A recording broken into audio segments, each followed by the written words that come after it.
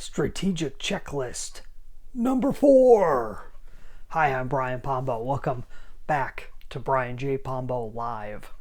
Today we're going to be hitting the 4th point on the checklist, the strategic checklist, which, just to remind you, the strategic checklist is all about the type of qualities that you're looking for either in a person or a team that's going to help you out with your business strategy.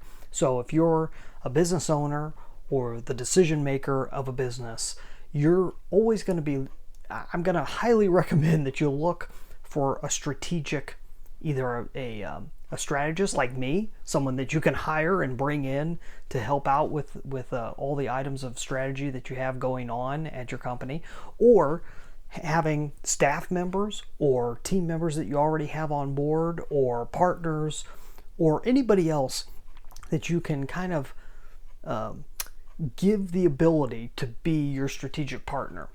And so we're going through the list of the things that you're going to be looking for. And I'm just going to go straight to number 4. You can go and watch the other 3 videos that are already out there, and we'll have more after this. But I'm going to go straight to number 4 because there's a lot of meat on today's bone, so to speak. So what I got in the mail was this giant package.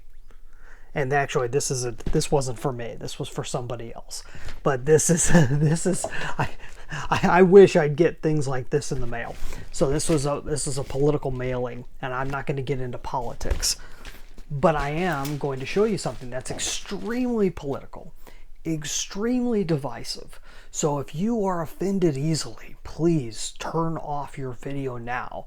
But if you can step back, and regardless of what your political beliefs are, yay or nay, what have you, if you could step back and see the value of marketing, regardless of who the person is that's doing the marketing, what the product is, what the political side is, if you can see that and learn from it, then you can take it and develop it for your politics or for your business or for your charity or what have you. It's the same concept. And the concept we're going to talk about today in number 4 is the whole idea of being a creative collaborator. You need a creative collaborator. And you're saying, Brian, I started this business. I built this business out of nothing. I am Mr. Creativity. I am the vision person of my company. And hey, I understand where you're coming from. Because in most cases, the business owner or the driver of the business is the visionary. You got your Walt Disneys, you got your of course they all slip my mind in 1 second. Steve Jobs of Apple. You got all these people that are always seen as these figureheads of the company, and they're always the ones that have the creativity. They have the creative mind, but Walt Disney didn't create everything that he put out there. In fact, very little of it was directly out of his brain. Most of it was him collaborating with extremely creative people. And because he had a creative vision, he could pick and choose out of what they had and meld them together into something that became what he was and became what we know Walt Disney is being about. But that's all because he collaborated. He had people collaborate with his vision. He'd kind of paint an idea. Excuse me. He'd paint an idea. No editing here, folks. He'd paint an idea for a movie. They always talk about him, especially the early cartoons. He'd sit there and he'd go through the entire movie as he saw it and pretty much go through the whole script just off of the top of his head in terms of how he sees each scene and everything else. Well, it never turned out exactly the way that he wanted, but he started it, and then he'd have collaborators come along and add or take away from what he's talking about. And of course, he's the final say. He's the one that gets away with that. But you got to have people on your team. And it's especially important when it comes to strategy, because strategy is very black and white and bland and in some people's minds, and constricting.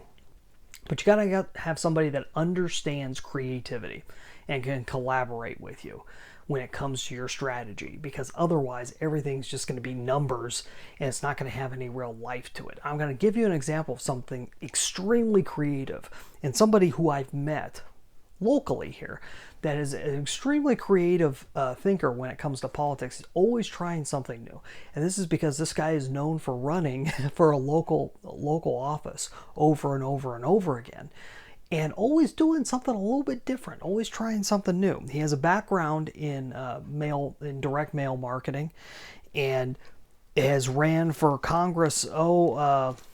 For U.S. representative, he's ran probably. It's been probably about 8 years or so, maybe longer. I can't remember off the top of my head, but he's been around for a while. His name is Art Robinson, and whether you like him or dislike him, you have to be able to step back and look at the creativity that he comes up with, and he, especially in the mail.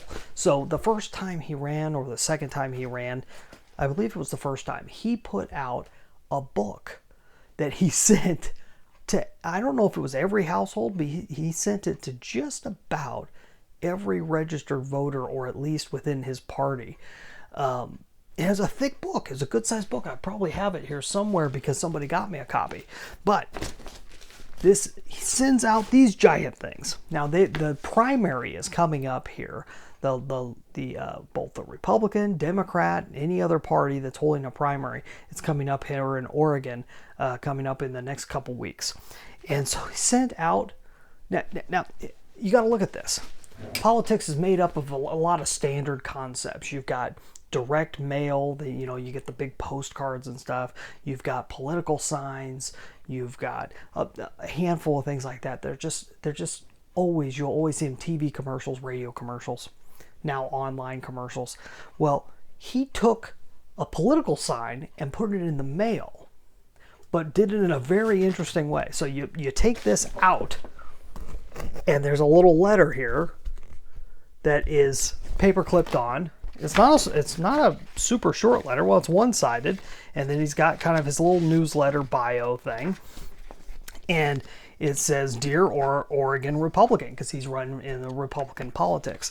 And so it says, "Dear Oregon Republican," enclosed is a campaign sign for President Trump and my candidacy for Oregon District 2 Senate. Now, I've never seen anybody really go and do something like this, because what's really interesting, not only did you get the paperwork that you oftentimes will get in a little mailer that goes out, but you get an entire political sign. And this is the hard plastic stuff, and it's a Trump sign.